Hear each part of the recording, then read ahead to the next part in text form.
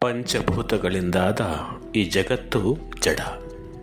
ಕೇವಲ ಇರುವುದಷ್ಟೇ ಇದಕ್ಕೆ ನಾನು ಇದ್ದೇನೆಂಬ ಅರಿವು ಕೂಡ ಇಲ್ಲ.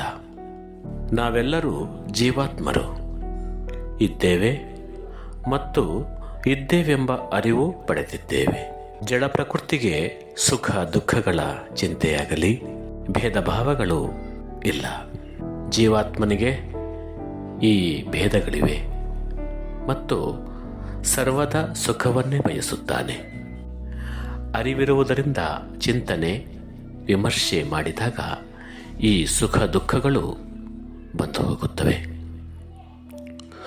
ಮತ್ತು ಜಡ ಪ್ರಕೃತಿಯ ಮೇಲೆ ಅವಲಂಬಿತವಾಗಿವೆ ಎಂಬುದು ತಿಳಿಯುತ್ತದೆ.